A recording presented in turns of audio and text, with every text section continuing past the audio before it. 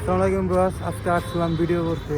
তো লোকজন ভাবছিলাম পরিবেশ অনেক সুন্দর হইব, যেহেতু লোকজন আছে সেই ক্ষেত্রে আসছিলাম ভিডিও বানানোর জন্য। কিন্তু এখন এসে দেখি শুক্রবার ছাড়া এদের এখন লোক আসে না এবং কি লোক হয়ও না, সেই জন্য ভিডিও বানাতে পারছি না। আর আমি আপনাদের ভালো করে দেখিয়ে দিচ্ছি যে এটা মূলত একটা ব্রিজ, আর মানে নর্মাল একটা নদী।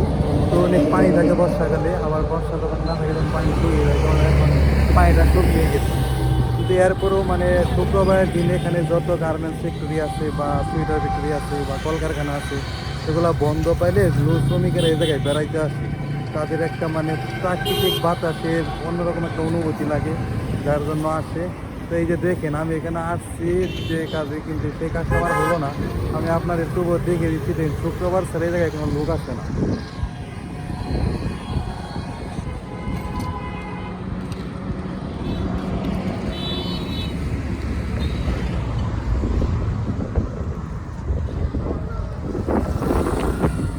যাই হোক, মূলত দেখতে পাচ্ছেন এটা এখনো লোক নেই। যদি কাল শুক্রবার হইতো এটা, তাহলে অবশ্যই লোকজন থাকতো, ঠিক আছে। কারণ শুক্রবার না দেখে এই জায়গায় কোনো লোকজন নেই, এখন কিছু করার নেই, আমাকে চলে যেতে হবে। আমি আপনাদের দেখিয়ে দিলাম। এই দিক হচ্ছে, এটা হচ্ছে মানিকগঞ্জ যাওয়ার রোড, আর এটা হচ্ছে ঢাকা যাওয়ার রোড।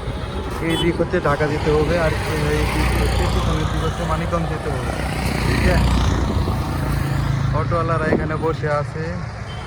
ওই মেয়ে তিনটা অনেকক্ষণ ধরে ছবি তুলতেছে, কি ছবি তুলতেছে আল্লাহ ভালো জানে। যাই হোক, তবে নিচে গেলে আরও অনেক দৃশ্যগুলো সুন্দর লাগে।